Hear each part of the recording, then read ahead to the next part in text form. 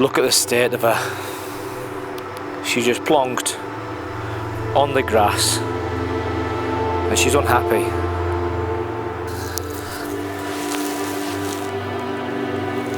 And I think you can see that is an engine. Very bad. So it looks like the bottom of the engine has give way. Now I'm not sure if this is the oil pump, but I know that the oil pickup feed, the oil pump and the bottom of the sump is in absolute pieces. And I think it's fair to say that some of the modifications that we've done to this van, we put the max speed and rods coilovers on, we stripped the stance coilovers off because we wanted that upgrade. We've put a lot of time and a lot of effort into upgrading this VW Caddy, and mechanically everything else is done other than we have had a major engine failure. And I think the most important thing to say is that we have come so far in this project, and what a waste it would be to let this go. So what would you guys do? In my position, you've got a van that's still worthy of a scrapyard. The colour on the outside is absolutely horrendous. It's got new shocks, it's got new rear shocks, it's got new suspension, it's got full new fronts on the hubs, everything's been done. Mechanically this van is sound. Or would you trade it into the scrap man? Take your £1,000 as spares or repairs. For me, I'm not a quitter. I like new challenges, and I think I find the only way I can do this is by swapping that engine.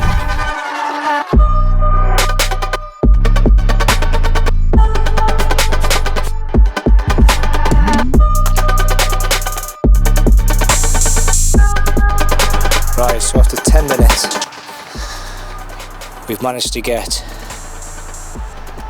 that rad pack off, batteries out, so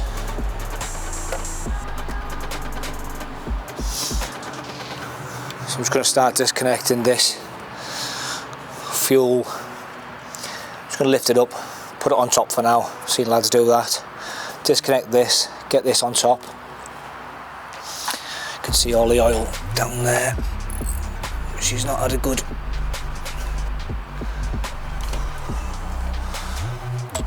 run, so what I need to get done next is, so I need to get these out. These are the clutch cables. Now I haven't disconnected the drive shafts yet. I'm going to jack the van up in about 20 minutes, but I want to get these connected. So I don't know what these do yet, but I know that this is the gear linkage cables. So I don't know how to disconnect them, if there's a clip or whether they just slide off. I don't know yet, but I'll work it out. I know that changes into gear, I think. Again, I don't know the purpose of that.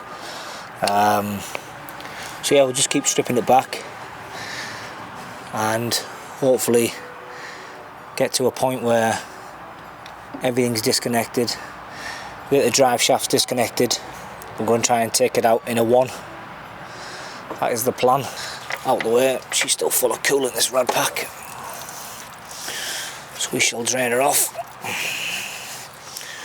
She's heavy with that crash bar attached. Whoa.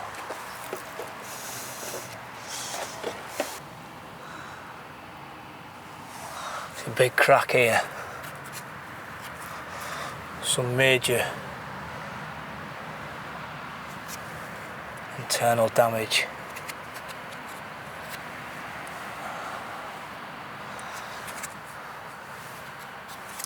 So get that sensor off. And I don't know why, but you guys need to wish me luck and drop me a comment down below if you've got this far in the video to show your appreciation. Now guys, I have never took an engine out. This is my first ever engine, but for some reason it feels quite natural. So I'm stripping the headlights out, I've stripped the front end off, and all I'm doing is trying to make a little bit of space down that right hand side. So gear cables come off, there's a bracket underneath that as well, we take that off, move that out the way, and then we start to work on just getting round the back towards the turbo, freeing up some space and disconnecting all the cables. We work on the left hand side, we disconnect the washer bottle, we then move on to the fuel filter housing. I've watched so many people roadside, GTI Joe, some of the likes, who've actually put these bottles, just dumped them on top, out the way, while they strip the engine out. Take the coolant bottle out again, fold that over, fairly straightforward. All you're trying to do is separate everything off. Fuel pipes come off next. I didn't know which one to take off, so I tried the first one and thought actually I need to take the ones that are not coming from the tank off, so I moved that over. Straightforward thinking. Then took the plate underneath the windscreen and the headlight out just to give me some more access down that side, but I'm pretty much done on that side, other than the engine mounts that need to come out and the drive shaft bolts. Again, trying to work on that turbo, it is very tight, because in this space I thought if I can get the turbo out, it gives me so much more room behind the back of it. So I know I don't need it to set the engine out, but I thought if I can do that, I'm learning as well. Right, so that is the nuts off. I think this is the DPF at the back. Again, I don't have a clue as of yet, but I'm pretty sure that this is the cover off the DPF, possibly, I don't know yet. Cover off the DPF, that gives me so much more access. So now I've got access to this, which I believe is the lambda sensor, if you can see that at the back. So I'm just going to strip this off, strip the turbo off, and then I should have a little bit more access. Then I think drive shaft's out, and then I think she's time to come out. So all I'm doing, as I said, just working round the back. Any sensors, I noticed there was a clamp on the back of the exhaust that holds it from the back of the engine onto the exhaust. Now again, I've not been this deep before, I've never seen this, and yeah, there's two bolts on there. I think they're a 13 or a 12 mil, and there's two of them on a clamp, and all you need to do is just loosen them off. They are right at the back of the engine, so I'm glad I got all that space out the way. I've got the van somewhat jacked up now. I do need to make it a little bit higher to be able to get underneath there to remove that exhaust, because the grass is a little bit lower than the paving. But all in all, this has literally took me probably an hour and a half to get to this position, and I've never took an engine out before. Now all I need to do next is take the wheel off, get the drive shafts out on both sides. The car is now jacked up fully, and then get the exhaust slipped off the back, and that engine should be ready to come out. Now I'm no expert, but I can see the logic behind it, and I think I've disconnected all the sensors bar the one that's underneath the bottom of the van. But all in all, really happy with the progress on this engine swap. Now once I've got this out, like I say, I am going to put it in the garage because I do want to do a strip down. I want to see exactly what's wrong with the engine. And again, for me, I also want to time the engine, or have a go at timing the engine, because I've never done that before. I also want to replace any of the ancillary belts. I want to take the water pump out. I want to really have a good strip down of a spare engine, because I've never done it. I'm just going to take the strap rod end out. I had to double up on the drive shaft, just for anyone asking or wondering.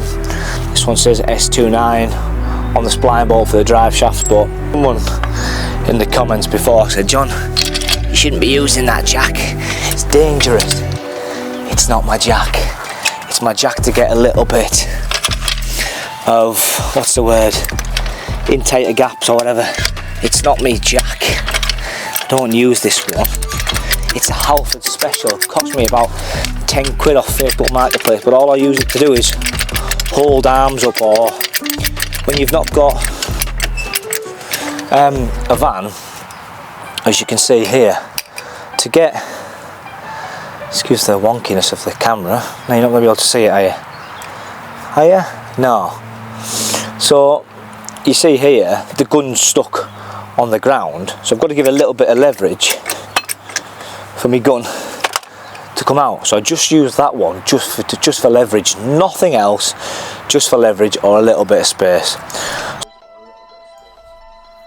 Now some people laugh at them jacks, but I tell you what, for 10 quid, just to get a little bit of leverage on any arm, any bottom arm, any suspension that you're doing when you haven't got a ramp, it's ideal to have one of them. I think it's a 2-ton jack. But I'd never use them, and I wouldn't feel safe just having that jack underneath. I only use it for leverage. So all I'm doing here is literally taking the drive shaft out. I am getting challenged at the minute by the drop link and the track rod end.